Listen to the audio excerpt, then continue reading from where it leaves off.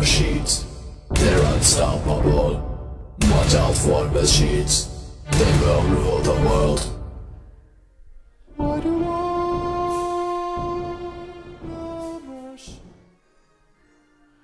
And we're back. Yeah! Ellie, what are we doing with our lives, seriously? Well, I'm doing a 9 to 5 and doing Terminator in the evenings. And I'm just doing Terminator in the evenings, it seems. This is, welcome back. This is the 2-minute Terminator. It's actually T2 now. T2! Yeah. And if you think about it, in the first movie, we kept getting that the wrong way round. So this time, we can't go wrong. Ethan's scrubbed up on his maths, so he'll know what minutes we're in. For the benefit of our 3 viewers, the reason we took such a hiatus because I bought Terminator 2 Skynet Edition on Blu-ray, and then I learned everything I could about Terminator. Wrote it down by hand. How long did it take? 3 consecutive days. And how many hours in those days were you actually doing this? I think 8, and then a 7, then a 6. Was that time I was speaking to you and it sounded like your soul Had fell left out? my body. Yeah, fell out. Kind of like it is now, but I've eaten some Haribo, so I've got a bit more pep. Zing and pep. Zing and pep. Yeah, basically it's the Terminator 2 Skynet Edition. Welcome back, viewers. Thank you for bearing with us. Welcome back. All 3 of you. Spoiled now. Josh on Twitter. John Nichols. And John Nichols. Begging us to start again because, you know, it's no skin off your nose, is it? Exactly. Spoiled now, we're going to make you spunk in your pants. It's going to be great. Yes, this time hopefully it'll be filled with facts because I've literally written by hand the text trivia commentary of the Terminator film, listened to the commentary of the cast and crew, listened to James Cameron's commentary with William Wisher, who was an actor in episode 1. God, not Star Wars. Terminator 1 and Terminator 2. Well, we're going to come to that shortly and we're going to point him out where he was. However, I had some feedback from a listener, not one of our 3-star like super fans, but they said that you were far too factual and that I was actually really quite funny. Who said this? Sean. Sean, if you're listening, hey babe.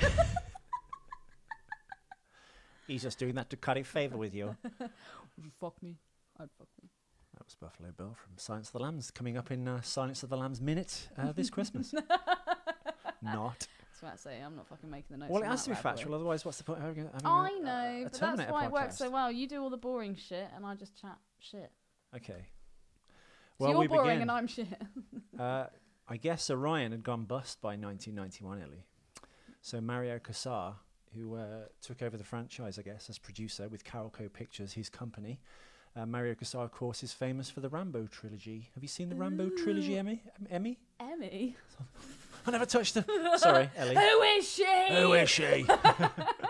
If you're doing Aliens with someone called Emmy, I'm going to fucking wear your dick for earrings at Christmas. You've been podcast cheating on me. Anyway. Bit of sidebar trivia. My mother no longer listens to this show anymore because she was massively offended by Ellie's impersonation of her West Midlands accent. She hates me. Yeah. No sweat off my sack. What? No sweat off my sack. Well, you should get on your podcasters. You literally said, hello, Matthew. That's all you've said, and she's gone out for blood. I don't know but why. that's what I mean. It's ridiculous. At first I felt bad, but then I was like, actually, hang on a second. We've berated my mum way more. We have. Well, I've been really quite offensive. We have. And she doesn't give a shit. We have. And her sense of humour's crap. But she is a victim, so yeah. Hey, what do you expect? But no, I'm over the frickin' moon. I thought tonight we weren't actually going to be able to do this because we couldn't work Loop out, but then it's because we discovered that the version of Terminator we had was not great. Before you sue me, whoever owns the Terminator films now, I guess, is it MGM? No, it's not MGM. Oh shit, it's Paramount and Skydance. It's like J.J. Abrams' company who did the Star Trek films. That sounds very similar to Skynet. Yeah. Ooh. Well, if you are listening, we did actually review Terminator 2 in a full length, as long as the film episode, which 20 listeners liked on, just listen to basically. Just listen to it. SoundCloud. So the show's liked it with their ears. The show's doing ever so well. We had some donations come in. Yeah. Although they got bounced back, because I've not set up the donation Patreon quite as well as I should, apparently. Either that's just lying, so they pretended that they paid. Oh. Why would they lie? When we provide such great You'd comedy think. and entertainment and factual information courtesy of Ethan McKinley. 20 hours a week of free work plus editing. I love that you're sat there like a chick and I'm sat here like a dude. And I'm scratching my balls. Right. Anyway, Terminator 2. Yeah. James Cameron had basically the biggest flop of his career, which was the Abyss. Abyss. Mr. Briss. But the good thing that came out of that, of course, is the water tentacle effects, which he ploughed into or fed into the effects for Terminator 2 with ILM and his company Lightstorm Entertainment, the digital domain company. And is this the T-1000 like shots? The kind of liquid metal effects. Yeah. Yeah, that was pretty cool. So basically, they wanted to go ahead with a sequel, and Cameron went, okay. It's a shame they couldn't have used that in Blade. What? 2, when the ninjas come in and it's those weird rubber people. They should have used the same technology, no? Well, no, because that's, I guess that's early, I guess they'd scan and act. Stop guessing! No, it's like texture mapping, isn't it? That's like the liquid effects, of course. I mean, it's the same with any kind of alien or creature in films. There's no point of reference for it, so you can think, oh, the effects are really good. But if you see a person who's recreated with CGI, I mean, you just got it right now, kind of, maybe. And that's with, weirdly, Terminator Genisys. Indeed. But you could still kind of tell. Do you know what? I've actually heard from lots of people that they really liked Terminator Genisys. I know, but most people are stupid. Yeah, this is true. I mean, it wasn't a bad film. It was just okay. hate the general public. No, it was okay. It just wasn't. It wasn't this film that we're going to start now. No, this is my favourite. I think the thing we're all looking forward to was actually Terminator 2. Not only the best Terminator film, but perhaps one of the best films ever in its own right. Ever made. It's got some smashing performances by Linda Hamilton, returning as Sarah Connor, who's now in a nut house because she was caught trying to blow up a robotics factory. Not the best move. We've got Edward Furlong playing John Connor, who'd never acted before. He was spotted outside... Finally, I make my debut. He was spotted outside a 7-Eleven by Marley Flynn, who was the casting director, got him in. Fucking hell, you've really done your research, dude. Put him on tape. They did a few acting classes with him, and then they put the tape to Cameron, who really liked his performance. We're going to get one of my favourite lines ever. She's not my mom, Ty. just like that. So basically, he took a massive risk, and Cameron kind of like went, no, this is the guy I want, this is the guy I want this kid as John Connor. How old was he? At the time, he's 13. In this film, he's meant to be 10, but he most certainly doesn't look 10. If Terminator 1 set in 1984, this is apparently set, according to the commentary, in 1994/early 95. And there we have it. Now, what we can get into almost immediately, as the credits have not about to roll, but this is the prologue. Originally in this, which is what we now see in Terminator Genisys, was Skynet was kind of losing the war, and it sends back as its last-ditch hope a Terminator through its, what was it called? The tactical time weapon. Yep. Which they kind of changed it a bit in Terminator Genisys, but it's pretty much, if you've seen Contact with Jodie Foster, we've mentioned this before. Yeah, the spinny thing. The spinny, like... interdimensional transport thing that drops the sphere into oblivion. That's kind of what it was. It was like multiple spinning rings. I think they changed it a bit for, obviously, everyone wants to put their stamp on it, so it's not exactly the James Cameron Terminator design. So yeah, he had more of a budget, and they wanted this like prologue where they like see it go through, and then they break into this, I guess, cold storage of Terminators, activate one, switch him to good, like the Krusty the Clown doll in The Simpsons. This doll switched to evil. And yeah, basically they sent through another Terminator. Indeed.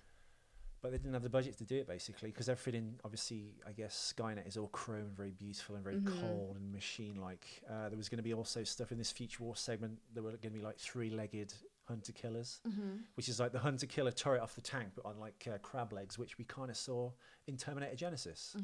And a thing called the TriloByte, which looked almost exactly like a TriloByte, except for chrome and a Terminator. What's a TriloByte?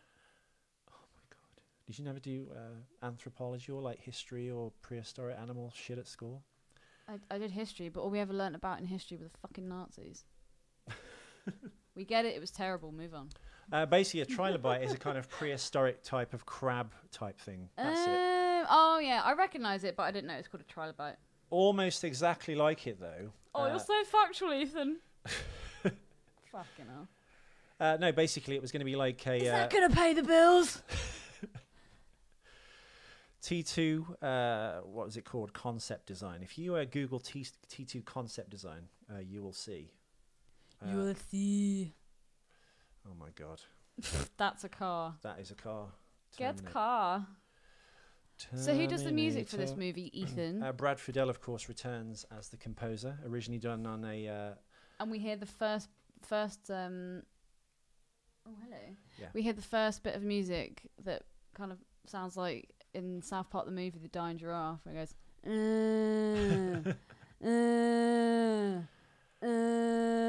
That's the Cyberdyne factory. Never gets old. Never gets old. Yeah, if you basically Google Terminator 2 concept design by James Cameron, all the drawings actually of the concept, everything pretty much was come up with by Cameron, and very little of the mechanical designs were actually changed. Indeed. So anyway, on with the show. That's one of the other hunter killers with their 4 thingamaboos and etc. So in the first 2 minutes, we start off with... Well, I think the good thing about this is because they had to dump that concept of sending 2 Terminators back, so you definitely knew which Terminator had gone through, I guess, because one didn't look like Arnold. So you knew Arnold would have been the good guy. Arnold. However, now they've changed this, of course. I guess it's ambiguous who the Terminator actually would be, although it was ruined in the trailers, and they made out that this time there are 2. And Arnold Schwarzenegger, of course... I'm here to fight for good. And here we see I promise I won't kill anyone. And here we see our first Terminator. So this is a slightly different design Terminator, isn't it? Which one? It's the torso. Well, yeah, because in Terminator Genisys, for some reason, if you look at the base of the rib cage of the actual Terminator endoskeleton, there was this kind of like... There's this like weird... No, well, that's already there. That trident-shaped thing, which represents, I guess, the breastbone of the Terminator, the endoskeleton, but... I guess the plate was there where the diaphragm was, and that's in Terminator 1, 2, and 3. But in Terminator, I guess, well, maybe 4 as well, but definitely Genisys, they've removed that kind of diaphragm plate, which made it look even less tough and... It looks more flimsy. Well, I think they altered the skull as well, because the skull looks thin. The skull's as well, different, yeah. Terminator 2, I think... You could kind of see in Terminator 1 and 2 that it could have been Arnold Schwarzenegger, because it had like the big jaw and stuff. And then like the big neck thing here that he has, trapezius muscles, I believe. Although I kind of feel that in the first one, the Terminator looks even more evil. I think the brow is ever so slightly different. What, on the skeleton part? Yeah. Yeah. Oh, I didn't think that, Ellie. Anyway, I hope you're enjoying the show so far. We are 12 minutes in of a 3 month run. Yeah. I'm not sure how I feel about it, Ellie. I'm really excited. Like I said, when I almost thought we weren't going to be able to do this tonight, I was really quite sad. And I threw all my toys out the pram and beat Ethan round the head with a shoe, and he found another version. Yeah, we thought the VLC had broken. We did indeed. But we digress. We do indeed. The film was written in 1990 by Cameron, and it was a predestined release date, so the pressure was kind of on with this film. So he got together with William Wisher, who I guess wrote the screenplay. I guess Cameron came up with the story, then worked on the screenplay with William Wisher. And his wish came true. And it had to be ready for July the 3rd, 1991. That's not the script has to be delivered, the entire movie. And what was the budget?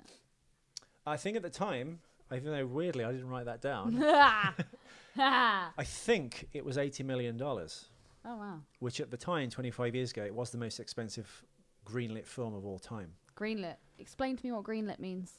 When they go, we approve your script, we approve all your concept designs, we approve the team of actors you've assembled to be in this. In terms of commerce, we think it's going to do well. The marketing machine is already kicking into gear, and yeah, green light. Here's your $100 million. The Carolco. The Carolco, the way that goes around, it almost looks like one of those machines at the end of Terminator 1 as well. Yeah. Pretty cool. Well, they came around about, I think, not sure when they actually came around Carolco, but they definitely made Rambo 3, which was Mario Casar. He was with a producing partner called Andrew Wagner. And they did First Blood and Rambo 2. You're doing this to test me. I'm not. It's V-A-J-N-A. Wagner. Andrew Wagner. Wagner. I don't know. They used to work together, but...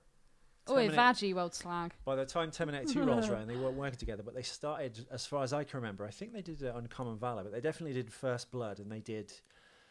oh my God, what is it? I don't know. They did Rambo 2. I was going to say Terminator 2. Cameron did the screenplay for that. James Cameron.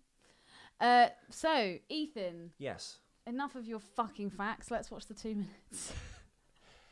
This is actually a backlot somewhere in Hollywood. which is the destroyed playground.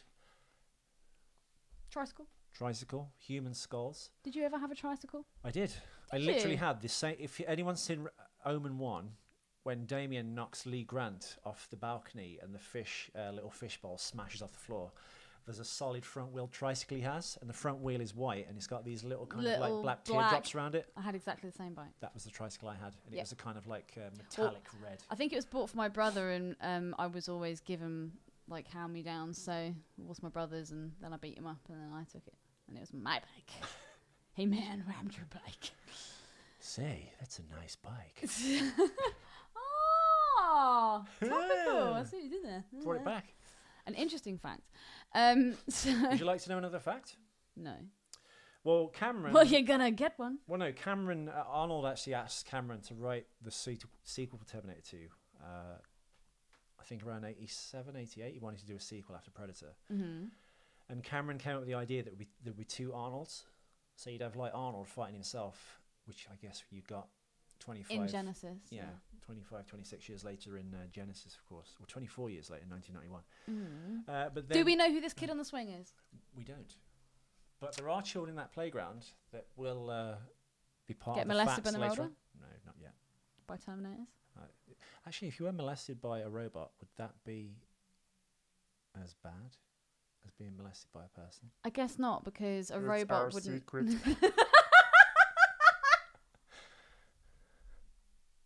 Don't tell your mother. No, because a robot doesn't have like a sense of morality or anything like that. Not for the robot though. For the victim, would you be like, "Oh, I got touched by a toaster"? It'd probably be a lot. It'd probably be a lot more painful. Like having your pony fed with a metal shovel. Oh boy. Yeah, we digress.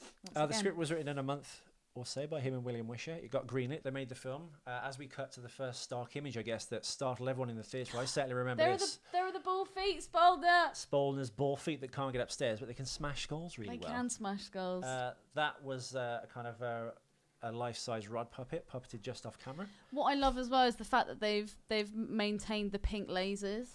I really like that effect. Well, you're only saying that because in Terminator Salvation they had machine guns, weirdly. Yeah, that was odd. I still wonder why they did that. And I like how they start both movies with like war and like the skulls. That's cool. What's Terminator 2 to you, Ellie? Do you remember when did you see it? Not at the cinema, right? No, not at the cinema. 'Cause you were 2. I watched it on an old VHS video that we got from a charity shop.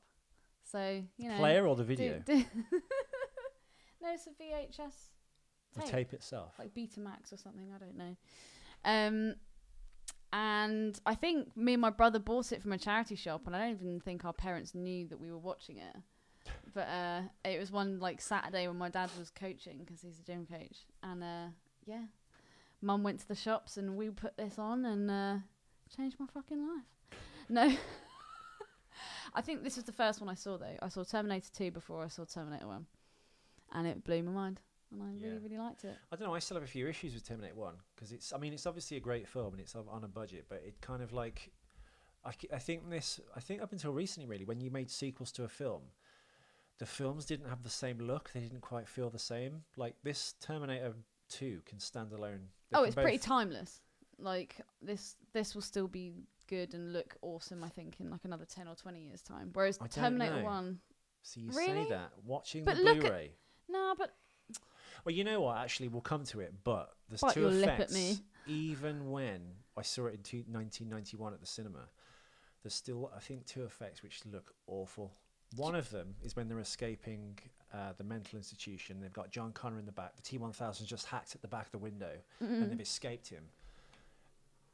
And there's lots of shots, but the most glaring one, there's loads of awful rear projection, which basically is a cinema screen behind the shell of a car. And they'll project a road onto it. Someone will film a road for 10 minutes, and then they'll just play that behind the actors as someone rocks the car, like crew members rock the car. And you can really tell it looks terrible. The other one is when there's that kind of like face-off in that corridor at the mall, and that Oriental guy gets... Oh, God, you can't even say that, can you? Asian guy. Oh, God, why have they taken Asian from this? You can't say Oriental. No. What? Here's the thing. All right, let's get political.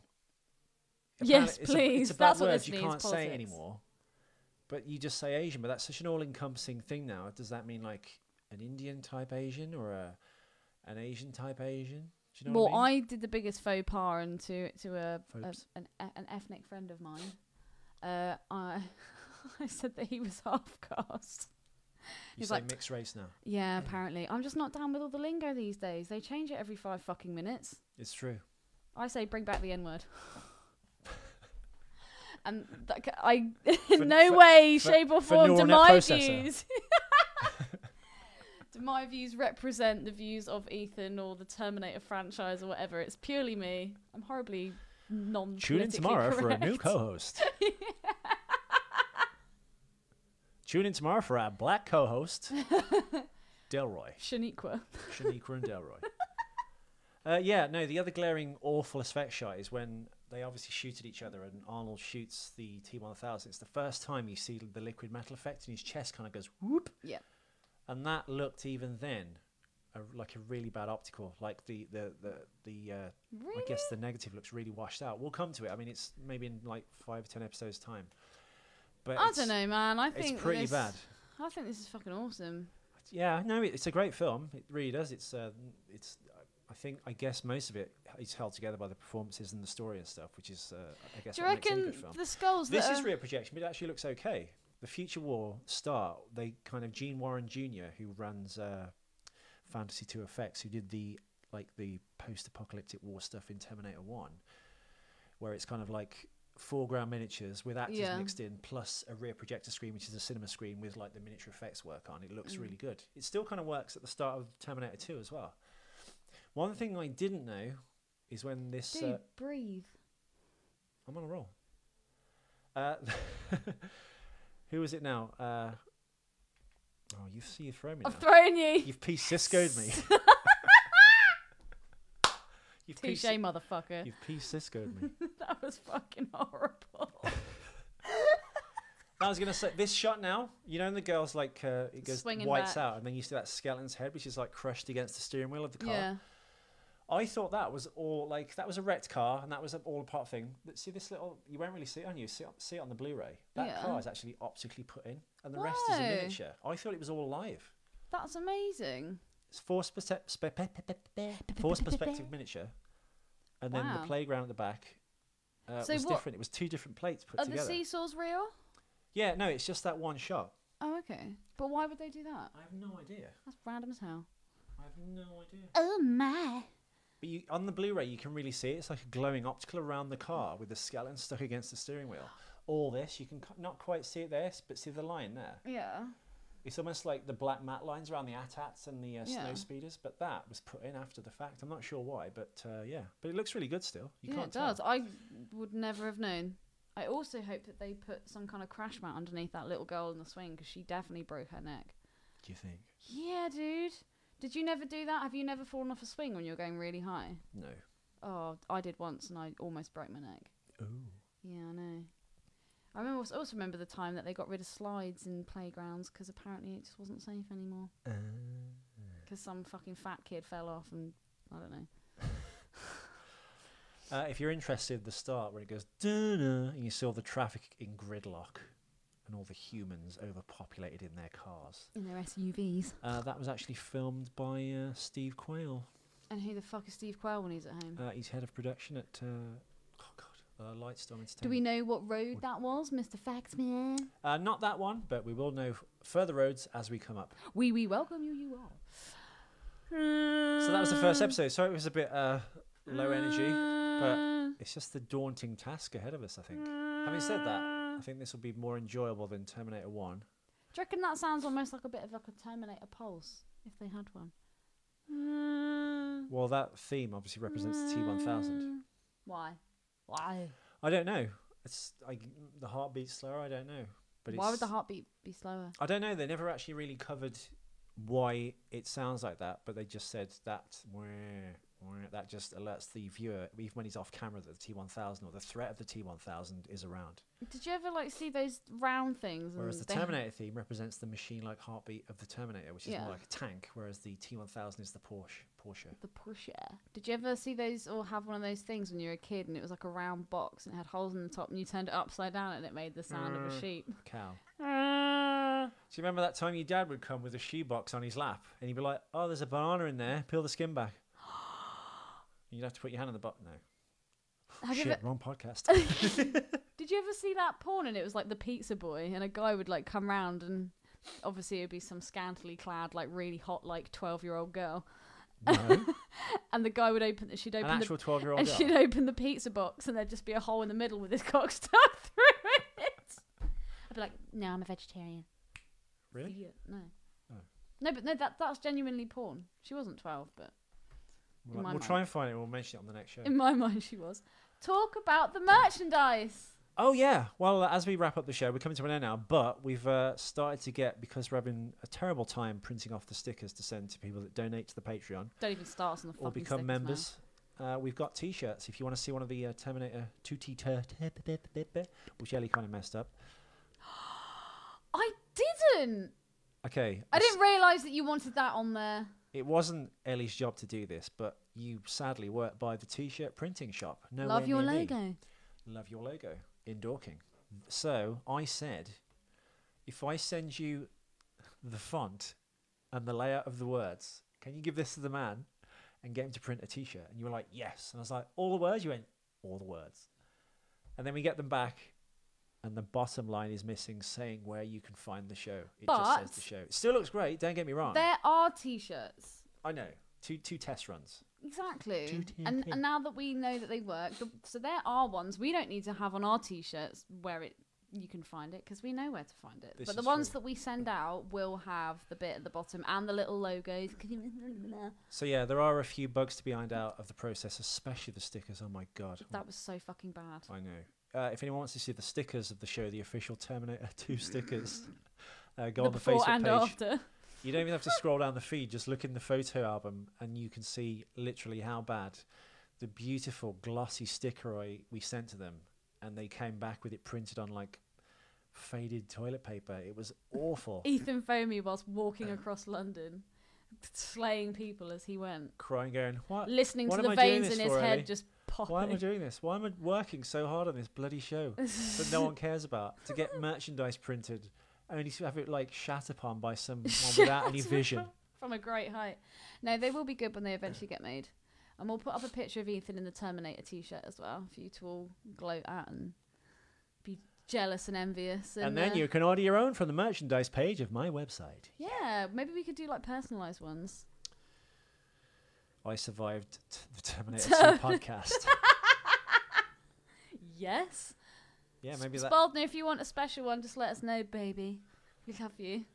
Yeah, just donate $3,000 to the Patreon. Yeah, fucking donate, you cheap cunts. You don't have to donate. We do this as free. I've just done it for broadcasting experience and to learn how this bloody equipment works. So, but still, it would be awesome though. Yeah, but you can't force people to donate. I'm not going to money. force them. Fucking do it.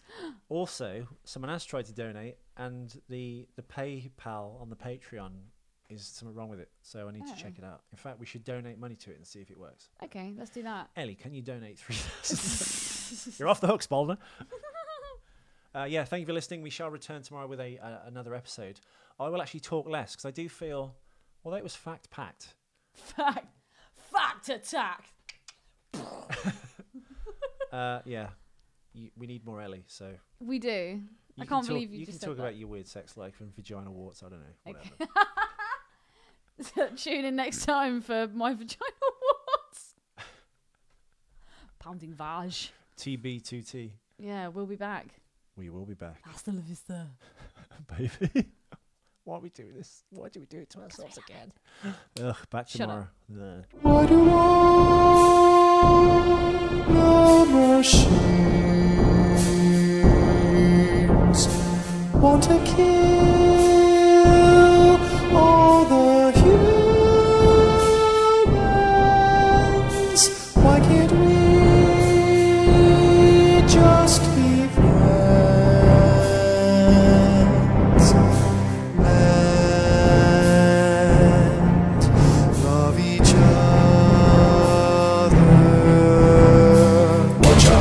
machines. They're unstoppable. Watch out for machines. They will rule the world.